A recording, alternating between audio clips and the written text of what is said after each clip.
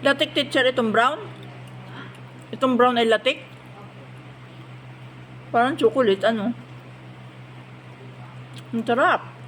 Ginawa ng magnanay. Kasi pag nagalo, hindi kaya ni mama din. Eh siguro teacher, ito isang malaking bilao. Yung ilaw ko na ikalo sa Sarap. ilaw.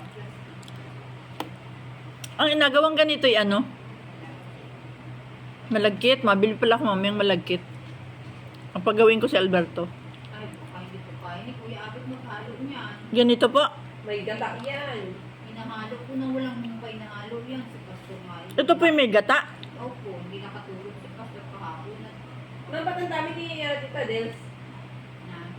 Niluto. Kung nagbigay sa amin ang malagkit ay tinuluto. Akala ko na malagay. Ang galuto ako. Ako mas kaya ang pagluto. Kaya niya mag-isang pala mo. Sabi, sus, may ginagawa mo tingnan po. Ay, sabi, Sarap. Bango. Mahulog daw naman si Pastor Ayali. Singin daw niya. Ay, sabi ni Ma'am, hindi ko kaya magkalo. Ay, ba't mo share? Eh teacher, may malaki kayong kawali. Opo, ang dami. Yan ay asain mo muna.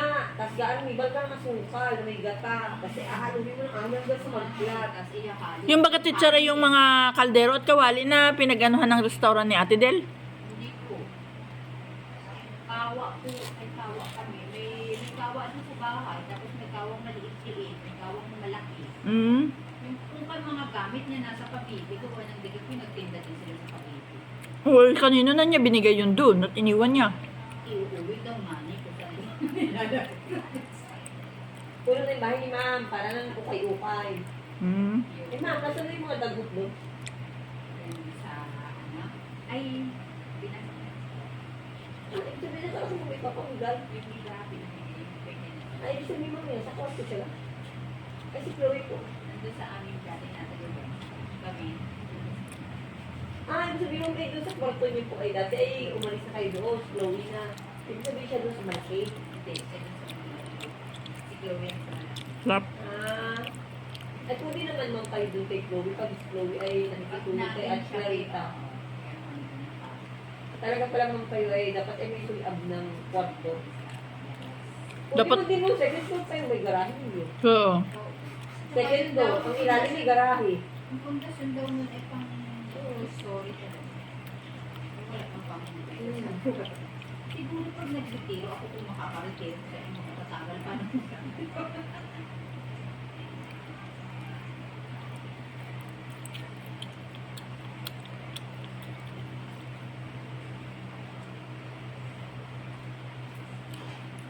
Paano kaya paggawa ng latik na ganito? Oh, ay di gagata. Agata din baga ang latik? Hanggang sa palatikin mo. Ang yun. Ano sa ma'am, baka may sarap na sarap dyan oh. Pag naglangi si Ate Bet, kabantay na ako. Sampulo dun sa bao. Kalagay sa bao, pinagkayo na. Hindi ka may butas yun. Hindi nakatulog. Ako yan. Ginagawang ano yun? Paano ang style nun? Ay, sarap. Tapos Ate Bet, talagang mo sa pala. Aanhin yun? Ano? Paano gawa? Yan oh, naglangi si Ate Bet. Yung gata ko, Ah. sana mo.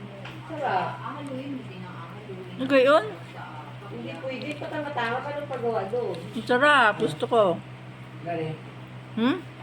gawin ka na ba? Pero naman ay. Kita mo nagkakain pa. Hindi. Ano may nangyay ko naman yung mutas eh. Ito yung nangyay. Bago ano. Baka ibigyan kita na Baka hindi ako bigyan peanut ng- cookie. Yun ay ano. Okay. Ano tawag sa ganon? Okay. Sarap Nan- ano ma'am, yung peanut cookie. Ay, dito lang yung nakita ko. Nag-post ka. Baliktad naman ay. Ha? Ano daw? Baliktad. Baliktad daw yung picture mo ng peanut cookie.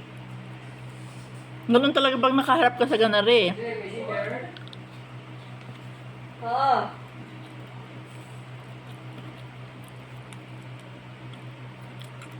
So, ano yun mo? Ano kalit? Ano yun? Ano yun?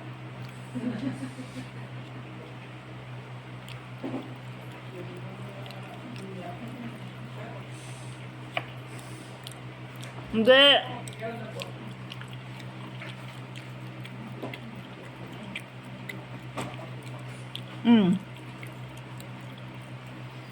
Ang sarap po.